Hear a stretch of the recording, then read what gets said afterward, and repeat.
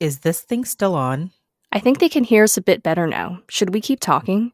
Of course. Let's say it louder for those in the back.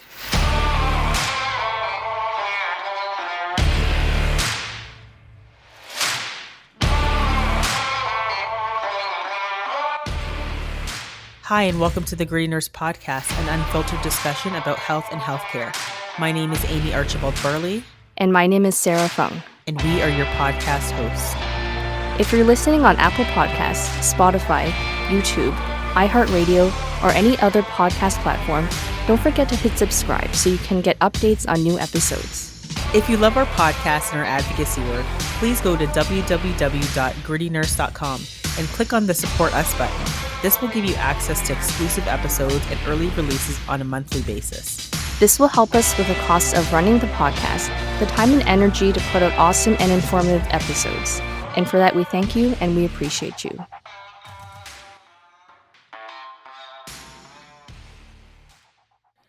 Hi, and welcome everybody to the Gritty Nurse Podcast. Thank you again for joining us this week.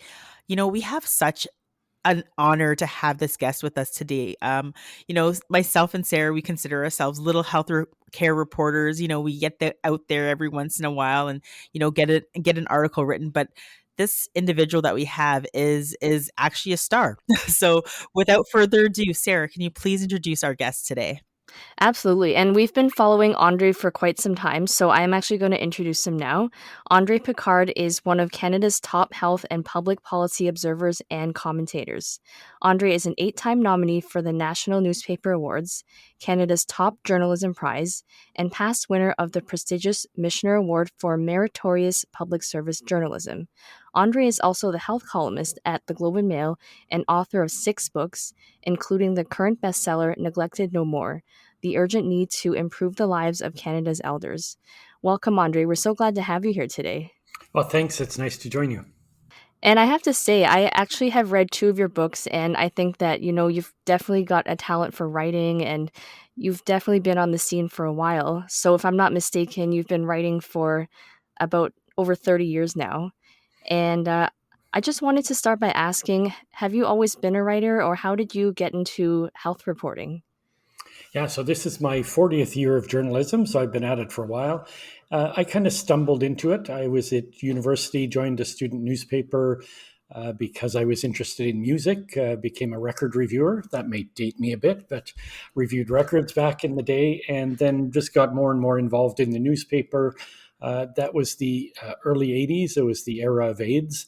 As at student newspapers, we were very interested in social issues like AIDS at the time. So I started writing about it then. And 40 years later, I'd say AIDS is really the arc of my career. That's what I started writing about in healthcare. And I covered that very intensely for many years.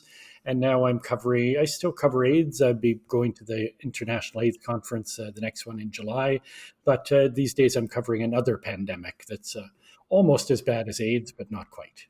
Yeah, that's kind of amazing. And it's not even like a stumble into it. It sounds like actually that is a part of your own interests as well. Why did AIDS particularly pique your interest? I think at the time, student newspapers are very interested in social issues. As I mentioned, this is a very political thing that came along, and that really shaped the way that I cover healthcare. For me, health is very political. I write about policy. I don't really write about medicine except in passing. So I really write about that interaction of social and political and medical, and that's a space that not many people occupy. So I have a nice little niche there. And AIDS is just, I think from day one, a very compelling story. It had all the elements, of the stigma, the discrimination, the real challenge medically, socially. It really has all the elements, and very much like COVID, but on an even grander scale and a much longer and more deadly scale. Back in the 80s, AIDS was a very hot topic and quite controversial at the time. Oh yeah, it was a huge issue. It was the worst, biggest threat pandemic in 100 years.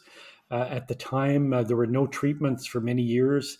It affected a very visible minority, mostly gay men, and then it started hitting harder minority communities like hemophiliacs, and then it spread into Africa. So it struck all these vulnerable communities. And again, there are many, many lessons in AIDS that can be applied to COVID. It just reminds us that viruses tend to pick on those who are most vulnerable, whether it's AIDS or whether it's SARS-CoV-2. Viruses tend to gravitate towards that, and they hurt those who are already at greatest harm in society, at the greatest disadvantage. It's true. We've seen that with COVID, and we've seen that with other aspects in relation to healthcare. And I think you kind of touched on a piece there, and I want to, maybe if we can circle back to it, where you talked about the intersection of health and policy. We are huge on talking, even just with nurses, that there is a lot to say with the intersection of healthcare and politics. And I think if you can talk a little bit to that for our listeners, because we have listeners that are nurses, we have listeners that are physicians, and some of them still, I don't know how they couldn't at this point see the huge intersection of politics and healthcare. But could you maybe bring that around full circle into why that is such an important thing to actually write about? Well, healthcare is inherently very political, right? In the most basic sense, there's nothing about it that's not political. It weaves into our lives every day. COVID, I've often called, since the early days of COVID, I said it's really occurring at the intersection of ageism and sexism and racism, Yes. because you look at who it affected. It affected the frail elders in long-term care. It affected frontline workers who are very largely racialized workers. And it affected women, mostly working women with children, who are at a great disadvantage in the pandemic. So we like to say, and people were saying this early in the pandemic, viruses are equal opportunity problems, right? They attack everyone equally, but Right. that's not true. It's true biologically, but it's not true socially. And I think that, again, COVID, like AIDS, has reminded of that the social aspect is much more important and much more difficult to deal with than the biological. Absolutely. Like, I think in the beginning of the pandemic, we thought that it did affect everyone because it doesn't have any boundaries in terms of geographical location. But we started to see, at least in larger cities, it was settling in certain pockets. Obviously, the ones that were more working class, lower socioeconomic status. And I feel like that was really the first pandemic. And now we're dealing with the second pandemic of misinformation. And, there's so much out there that people are just sometimes they are just reading things that are not really scientifically based or evidence based, and that is really affecting our vaccination rates. And I know that you've talked a little bit about effectively communicating healthcare information as a major challenge that we face. Just wondering if you could talk a little bit more about what you mean when you say that.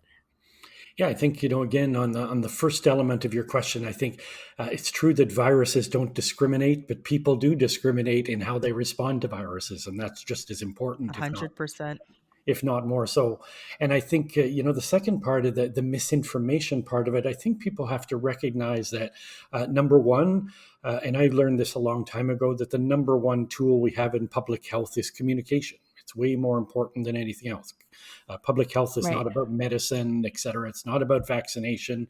It's about communicating to people how they can protect themselves. And there's all kinds of elements to that: social distancing, vaccination, et cetera. So we have to make that distinction. The communication is where everything begins and where everything ends. And we're in an era where communication has been weaponized, information has been weaponized, and we're able to do that because of things like the internet and using information as a political tool. So I encourage people to, I think it's understandable that people are scared, that they look for various sources of information. All that is normal.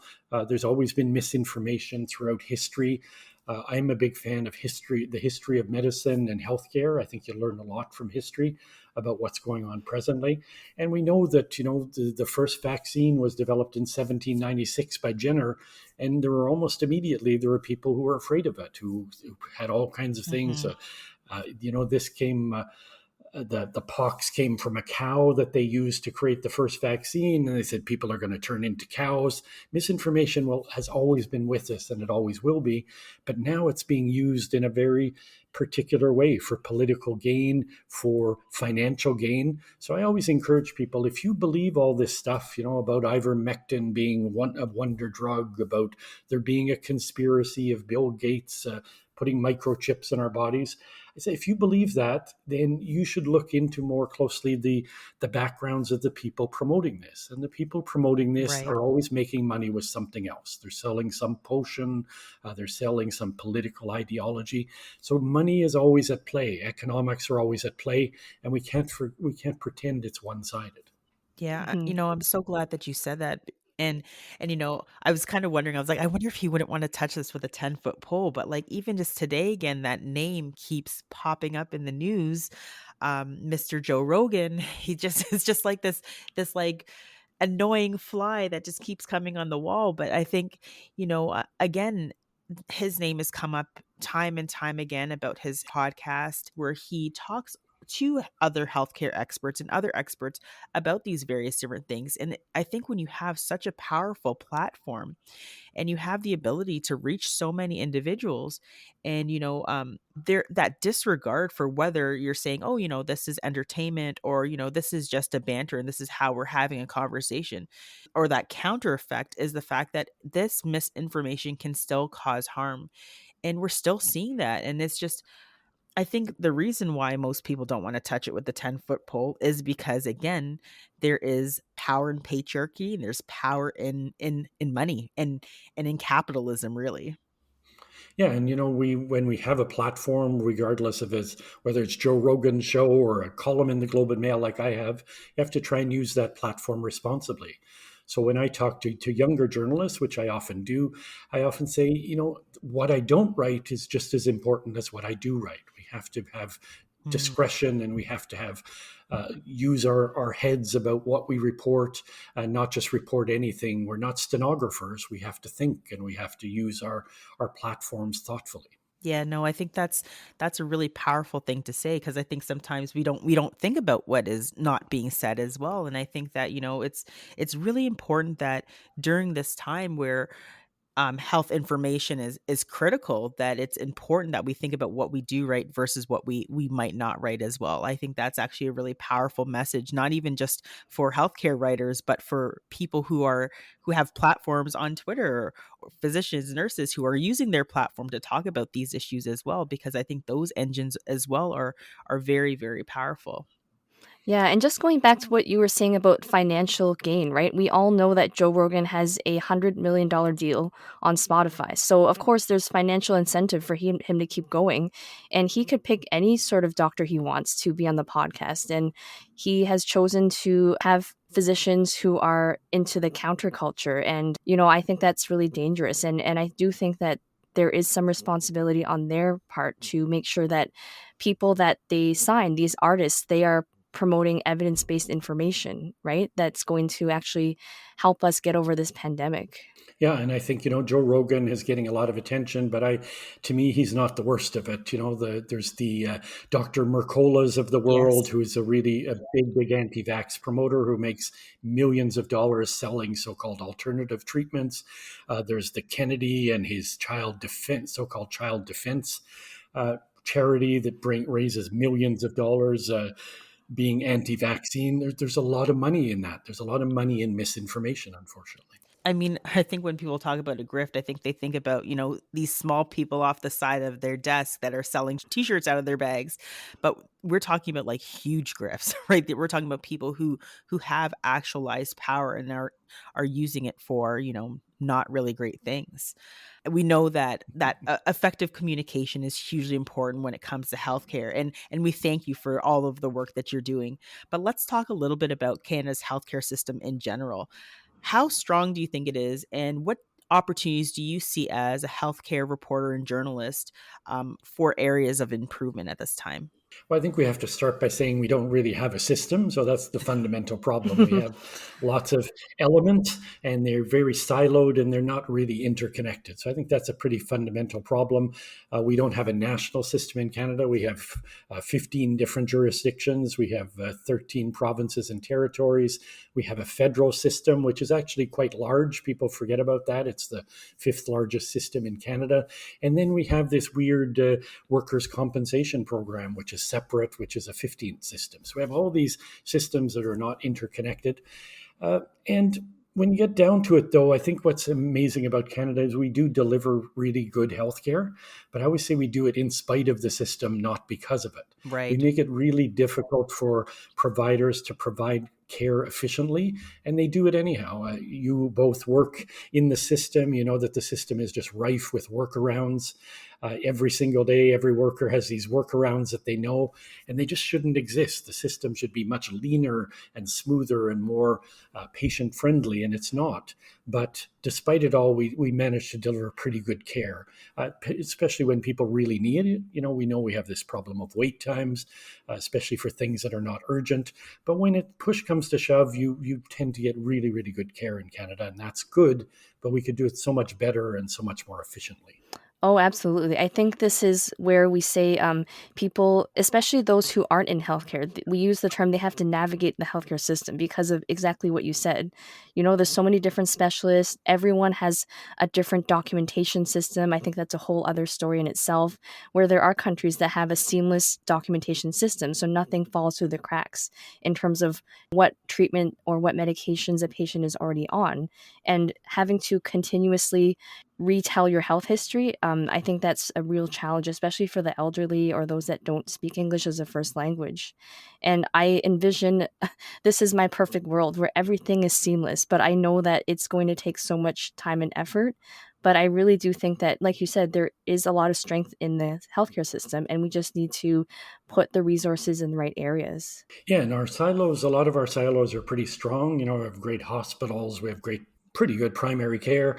We have lots of elements that are good. But I always say every bad thing that happens in healthcare happens in the transitions, right? Because of that navigation problem. That's the single fundamental problem in Canada is this lack of connectedness. You fall through the cracks, sometimes literally, if not figuratively, in some of our older institutions. And that carries over to the electronic side. We don't have good electronic health records, the electronic medical records. And we saw that again, COVID brought a lot of this stuff to the forefront, how we're really lagging compared to many other countries. Yeah, I mean, I think there's a lot that could be said about the work that we can do and the work that we can do to change. And I think that, I'm glad that there's a lot of people speaking out about saying, we don't have a perfect system. Because I think there was this fairy tale or this kind of magical thinking that, we have the best system in the world. And really COVID kind of came in and was like, wow, there's actually a lot of challenges that we need to look at. And again, I think one of the challenges I think people really don't understand is that nurses have been drowning for years. Like we have been talking about a nursing shortage for such a long time. And nurses are really, really good at doing more and more with less and less. But we're now seeing that, this is not sustainable. This system as it stands is not sustainable. And we're still seeking out resources and different avenues and pathways. We're talking about internationally educated and trained nurses. We're talking about like how can we deal with it as it stands right now. And I feel that we're still not even really touching what the actual problems are underlying all of these really grave issues. And I'm really looking to see what are some of our politicians going to say and what are they going to be platforming on for the next couple of months. I'm very interested to know what they might be saying because I know an election's coming and I think these are hugely, hugely important issues. Yeah, I think the first part of your question. I think it's really important that we really mythologize Medicare. So I think Medicare is a great thing. It's a great philosophy. Everyone should have essential care that's affordable. Nobody can argue with that. I don't think that's a great value to have. But to say that because we have that value, our systems works is wrong. Because many countries have universal care and they do it better than us. They do it more Right. efficiently and they do it more fairly. So we have to make that distinction. We have to stop this mythologizing or saying Medicare is untouchable. We have to make it better. Not get rid of it, but make it better. The second aspect you're talking about, which I think is the number one health issue for the years to come, is the whole issue of labor, of personnel. It's interesting. You talked about nurses. That's of great interest of you guys on this podcast. But I wrote a book in 1996 about nursing, and it was all about that. It was about the coming shortage, the labor shortage that was coming. And 25 years ago, nothing has happened in those subsequent years except it got worse. Right. So all I did in that book I just went on the job with 47 nurses. I followed them around and I wrote about what they do and the challenges coming to the system because the aging profession and people were retiring, and there was going to be more and more work. And everything in that book has been borne out many times over. But it was so predictable, and it's so frustrating when we know all these things are going to happen and we just don't act. And I think I just wanted to touch on something you mentioned in one of your books is that Canada is really great at writing reports and recommendations in general, but not good on acting on them. And I feel like this is exactly the same as what's happened with your book. I'm sure you were not the only one that was warning of this upcoming nursing shortage that was 25 plus years in the making. And we're really in a really dark time in nursing right now. So this was completely something that we knew about, but again, wasn't acted upon. And I'm frustrated because I don't know what it's going to take for the government to actually act upon these recommendations proactively for once, instead of when we're drowning, as Amie said. Yeah, you're right. I've often written that we're one thing that Canada does better than any country in the world is write reports about our healthcare system. Right. So, since the advent of Medicare, there's been about 150 high level reports saying how to fix it, how to update it, how to modernize it. Terrific recommendations. The whole blueprint is there. All we have to do is start doing it. So that's, on my dark days, I get depressed and say, wow, we've done all these reports, we've done nothing. And on my brighter days, I say, the good thing is we have all the solutions at hand. If we decided to act, we could do so much tomorrow with not a lot of money. We could really make profound change very easily because we have all the blueprints there and we just have to implement them. Well, it's like that knowledge to translation gap, right? So, for example, in science, we can research something, find out this is the greatest treatment, and then 25 years later, we're actually now putting it into practice. It's insane. And I'm sure it's the same thing with these recommendations. And again, this is where I guess my quality improvement hat comes on. And it's like, well, who's held accountable to seeing these changes through? If we don't have a good accountability structure, then we could write really great recommendations for all types of things. So for example, in quality improvement, I work in the emergency services.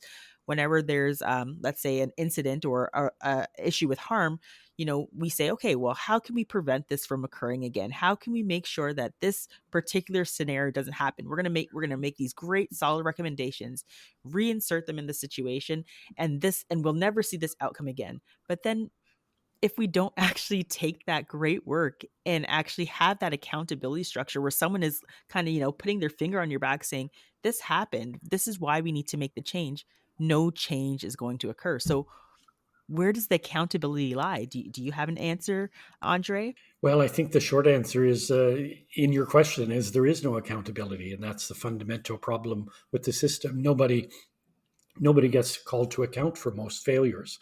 I dare say that with COVID, I wrote a book about long-term care. About 18,500 people have died in long-term care to date. I'm pretty sure no one will be held accountable. Because that's what our history tells us. Nothing ever happens. I covered for many years the tainted blood tragedy, the worst public health disaster in Canada, about 30,000 dead. Ultimately, no one was really called to account. The Red Cross went bankrupt, was taken over by another corporation, but they never really were held accountable. They just kind of folded as a business. Right. So this is a very, very discouraging part of Canada, is we don't really hold people to account. We're maybe too forgiving, or I don't know how to explain it, but we just accept these things for reasons that are beyond me. Now I almost have, like, I was really hoping that you weren't going to say that in terms of like the accountability aspect, and that was actually my greatest fear, to feel that we really don't have anybody that we're holding accountable. But I feel that there's a lot of work that we need to do. We have to hold people accountable. It can't be this way that we just let these errors and these things occur and we don't do anything about them. Like that would be actually insanity. The fact that we know that there's things that we can do, we have these recommendations and we do nothing. And not only do we do nothing, when we see the harm, we don't hold anybody accountable. Yeah, but I think the fundamental problem is if you want people to be accountable, you have to empower them. And we don't empower people in our system. You know this, your nurses on the front line, you're disempowered every day. Your managers don't really have power. Even somebody who runs a hospital in Canada, that's a powerful position on paper, but they're second guessed by politicians every day. Hmm. So, a really fundamental structural problem in our system is this political micromanagement. So, I read a lot about other countries, and the countries who have the best healthcare. The short answer is politicians keep their nose out of it. They let it run like a corporation. And that doesn't mean a for profit corporation. It just means it's run like a business, has accountability, expectations that have to be met. And when people don't meet them, they get fired. So if you Right. take a UK model, they have this trust system. So the trust has goals, it has a budget. And if it doesn't meet the goals at the end of the year, out goes the head of the trust. There's Hmm. actually really clear accountability. It's the same thing. A country like Sweden every year publishes here are our top 10 health goals. And if they're not met, well, somebody's going to get thrown overboard. They're going to pay the price for that. So that makes them do stuff rather than sit back. In Canada, the management model is to be invisible. That's Yeah. how if you don't rock the boat, you do okay. And Wow. that doesn't make for innovation and it doesn't make for improvement. And when you say that there are countries that do this better, can you give us some examples of which countries those are? Well, I think you could name almost any European country. I'm a big fan of the Netherlands health system, for example, Denmark when it comes to long term care, France has excellent healthcare. And all of these, in all those countries, the thing they have in common is the bureaucrats are respected. The people running the system, those are jobs that are wanted. They're jobs that people look up to. You really respect the people running the system, and the politicians keep their nose out of it. Mhm. I can give you a really practical example. One time I was at a speech by the health minister of the Netherlands, and the Netherlands undertook this really fundamental change, something you'd never imagine happening in Canada. They had a system very much like Canada, all publicly funded, and what they decided to do instead was to contract it out to private insurers. So there's 6 insurers in that country, and you can buy your insurance. It's universal health care. Everyone's covered. The amount of the payments are regulated by government. People who can't afford it, it's covered. So it is really a universal system, but it's managed by these private insurance companies. And this is a really big change. So after his speech, I went up to the minister and I was talking to him and I was like, how did you do this? Like in Canada, people would go berserk if you even talked about this. And he said, listen, we have professional people who are hired to be experts. They told us this was more efficient. So we did it. And I was like, It sounds so simple when you say it like that. and that's we don't do that. We don't follow the experts, or we micromanage. Every morning the political aides to the prime ministers and the premiers are looking through the newspaper headlines to see what are they saying about healthcare, and let's go do something to get off that. We don't want that on the front page of the newspaper, and that's the only thing that guides policy. It's all responsive, reactive, and that's not the way to run a corporation. And this is really, it's a $300 billion a year corporation. Yeah. That's what healthcare is. And it's poorly managed. It has no goals. It has no accountability. It's quite disturbing. Well, we are in quite the conundrum here then in Canada in terms of just like this conversation. I don't even know what to say. It's just, there's so much that maybe we should be looking at our political leaders and being, hey, like, we need to start really holding people accountable and saying, you know what, we need to do this drastically different. I think everybody can agree that what we have been doing is not working and we need to do something drastically different. And we've seen here in Canada that the politicians have been sticking their nose way too far into this. And again, if we had maybe just listened to the physicians and the nurses and the other people that had, healthcare as a whole, the best intentions of it at heart, maybe we wouldn't be in such of a sticky situation that we are in today. I think there's a lot of learnings we really need to take away from all of this, and I really hope that in the next couple months we really see a different page. I'm hoping for a different page. I don't know about everybody else, but I think that we need to see something drastically different in healthcare. And I'm very, very interested in, maybe this is a conversation that you could have, Andre, with our political leaders, to be like, what are we platforming when it comes to healthcare? Like, what are some of the things that you feel or you think that Canadians want in terms of their healthcare system? Because we know right now that the status quo is not working. I mean, all we hear really from politicians is that we're spending too much on healthcare. That's all we've ever heard. But as you said, there are ways that we can do this that would actually utilize the funding more effectively. And I know that our counterparts in the US look to Canada as role models for universal healthcare, but they don't realize that universal healthcare here actually doesn't cover a lot of things. One of them being medications, like we don't have pharmacare. And here we are looking to the European nations as someone that's actually doing the job right. So I think that politicians need to realize that we have a long way to go in order to actually have a healthcare system that is functioning as a system. And I just think there's so many distracting issues at play right now, and the public has lost faith in politicians to actually follow through with what they say they're going to do on their platforms. Yeah, and I think we have to pay more attention to the nitty gritty of the structure. I think every problem we have in healthcare is a structural problem and an administrative problem. We don't have medical problems. We have great medicine, but it's how we deliver it. It's the engineering that really matters, and we don't talk about that boring stuff often enough. Earlier this week, there was a meeting of the premiers and the prime minister, and what did the premiers ask for? They just asked for more money. And I've written many columns saying I don't believe in that, because I don't believe we need, if the system's not working, why do we want to constantly do more of it? We have to really fundamentally rethink how we do things rather than just, we've been spoiled in Canada in that we're wealthy. We just have Right. been able to pump more money into stuff that's inefficient and get away with it. But we're at the point where we can't get away with it anymore. We have to address the structure. So to me, and then again, I said earlier, I'm big on the history. And I think a fundamental structural problem is we created this Medicare system in the 1950s and 60s, and it was created for the demographic of the time. Right. So it was created to deliver acute care to a young population. And now we need to deliver chronic care to an older population. It's a very, very different world, but it's the same system. It just doesn't work. So I'm a big advocate. I've been saying for many years, I think we essentially need to turn the system on its head. We need to invest way more in primary care, in keeping people healthy, keeping them out of hospitals, and stop pumping the vast majority of our money into acute care in hospitals where it's really, really expensive. That's what we do. We wait for people to get sick and then we treat them, and we treat them well.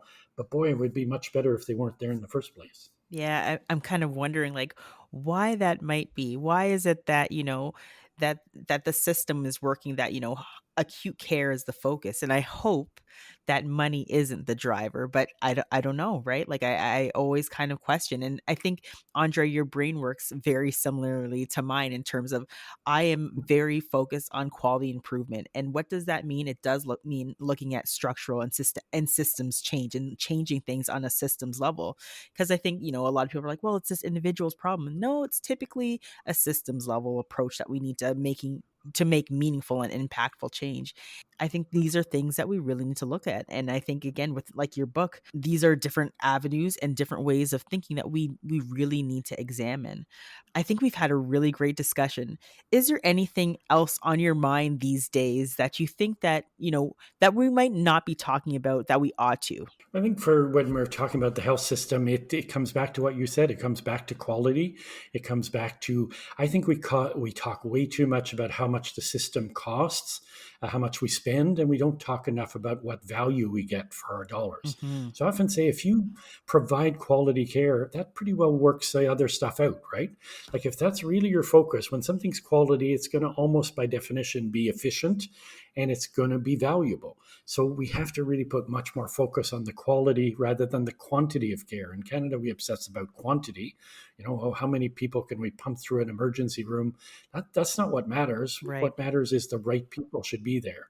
So I think that, to me, is the focus is really about value for money. And the final thing I'll say, it's about values. So I just wrote this book about long-term care, how we failed our elders. And the conclusion of that book, spoiler alert, this is the last page, is essentially we have to give life to our values. So I think Canadians have really good values. We believe people should have access to care, that it should be equitable, affordable, quality care. But we have to give life to those values. We have to be willing to do the hard work and the heavy lifting to give ourselves a system that delivers on what we really want.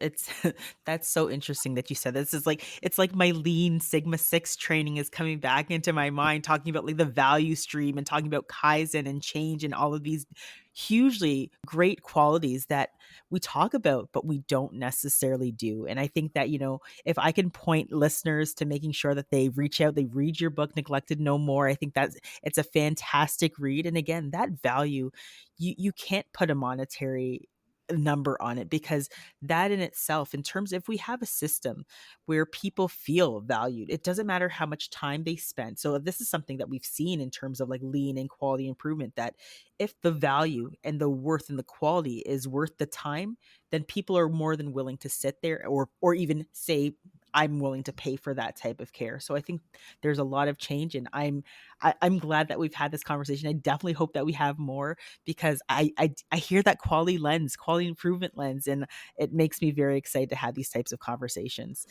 Andre, you have brought so much insight and perspectives and experience to this podcast. I would love to sit down with you again, but I think we'll have to save that for another day, another topic.